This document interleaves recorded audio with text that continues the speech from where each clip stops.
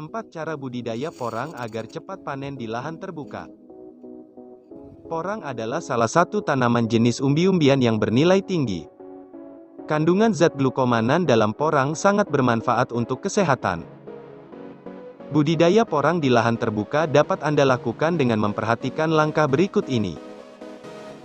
4 cara budidaya porang. 1. Menyiapkan lahan terbuka. Porang yang ditanam di lahan terbuka dapat memberikan hasil yang lebih besar serta kualitasnya pun lebih tinggi. Menyiapkan lahan terbuka untuk tempat menanam porang juga cukup mudah. Anda hanya perlu membersihkan gulma dan melakukan pembajakan lahan agar tanah menjadi gembur. Siapkan lubang tanam setelah tanah selesai dibajak. Jarak lubang tanam sebaiknya 25 x 50 cm atau 25 x 60 cm. Isi setiap lubang dengan sekam dan pupuk kompos sehingga porang bisa tumbuh dengan optimal. 2. Menanam porang. Menanam porang sebaiknya dilakukan pada awal musim hujan. Lakukan pembibitan dalam polybag terlebih dahulu jika Anda memilih metode penanaman menggunakan biji. Namun Anda tidak perlu melakukan pembibitan apabila metode yang Anda pilih adalah penanaman porang dengan menggunakan umbi. Tanaman porang umumnya hanya bisa hidup sekitar 5 bulan. 3. Merawat tanaman porang. Sama seperti tanaman pada umumnya, setelah ditanam porang juga harus dirawat secara rutin. Perawatan tanaman porang terdiri dari beberapa tahapan mulai dari membersihkan gulma, meninggikan guludan, memberikan pupuk dan melakukan penjarangan. Gulma yang tumbuh di sekitar tanaman porang akan mengganggu pertumbuhan tanaman ini. Oleh sebab itu Anda harus secara rutin membersihkan gulma agar pertumbuhan porang tidak terganggu. Peninggian guludan dilakukan dengan cara menimbun pangkal batang porang dengan tanah.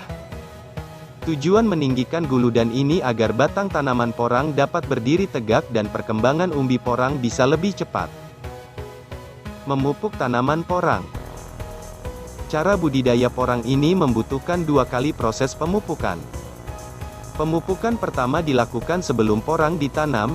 Jenis pupuk yang digunakan adalah pupuk organik kompos yang difermentasi terlebih dahulu. Proses pemupukan kedua dilakukan saat tanaman porang sudah mulai tumbuh. Jenis pupuk yang digunakan saat proses pemupukan kedua ini bisa pupuk organik atau pupuk anorganik NPK TSP.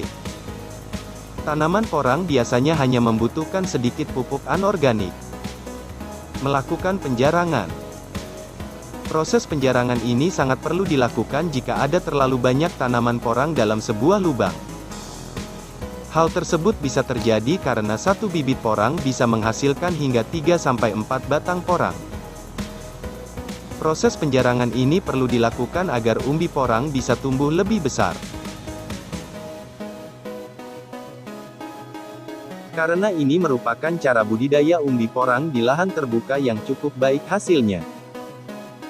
Proses panen porang dilakukan dengan cara menggali umbi porang. 4. Panen porang. Sebaiknya porang dipanen saat musim kemarau sebab harga jualnya akan lebih mahal.